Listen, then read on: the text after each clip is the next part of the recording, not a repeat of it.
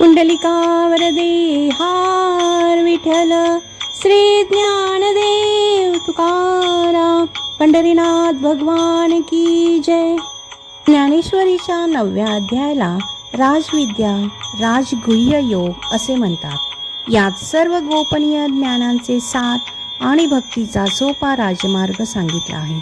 यामध्ये भगवंत अर्जुनाला सांगतात की सर्व प्राणी माझ्यात आहेत, पण मी त्यांच्यात लिप्त नाही. निष्काम भाव आणि अनन्य भक्तीने शरण जाणाऱ्या भक्तांचा योगक्षेम ईश्वर स्वतः चालवतो. महत्त्वाचे मुख्य विषय आणि अर्थ. गोपनीय ज्ञान राजविद्या म्हणजे 1. गोपनीय ज्ञान राजविद्या. हे ज्ञान सर्वात श्रेष्ठ, पवित्र आणि साक्षात अनुभव देणारे आहे. हे समजायला जरी सोपे असले तरी आत्मसात करायला अत्यंत प्रभावशाली आहे. 2. ईश्वराचे विश्वरूप. ईश्वर संपूर्ण विश्वात व्यापून आहे. सर्व प्राणी मात्र ईश्वराच्या अधीन आहेत, परंतु ईश्वर त्या प्राण्यांच्या कर्मामध्ये अडकत नाही. 3. अनन्य भक्तीचे महत्त्व.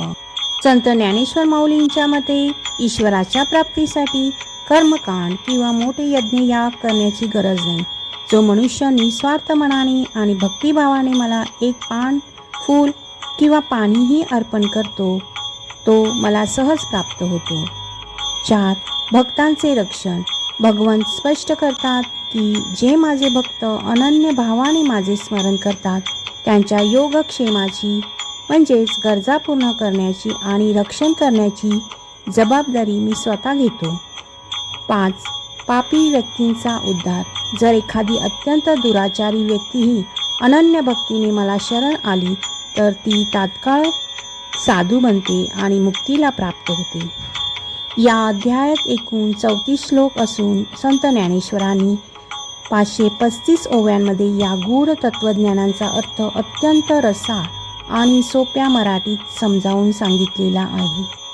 आमची माया किंवा शुद्ध स्वरूप स्थितीत कल्पनाशिवाय पाहिली तर सगळे प्राणीही माझ्या ठिकाणीच आहेत, कारण सर्वत्र मीच आहे.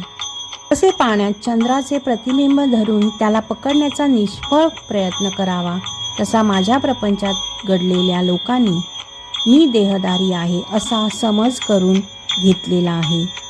तसा परमात्मा देहधारी आहे असा त्यांचा ठाम निश्चय व्यर्थ गेला. हे कसे झाले तर ज्याप्रमाणे कोणी एखाद्या भाताची पेज पिऊन मग अमृताचा परिणाम पाहावा, त्याप्रमाणेच हे निष्फळ आहे.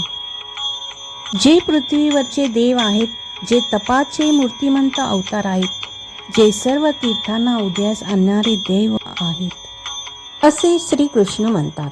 म्हणून विभूतीची जी स्थाने आहेत ती सिद्धांचा राजा जो श्रीकृष्ण तो अर्जुनास दाखवी. श्री निवृत्तीनाथांचे शिष्य ज्ञानेश्वर म्हणतात, तो प्रसंग श्रोत्यांनी ऐकावा.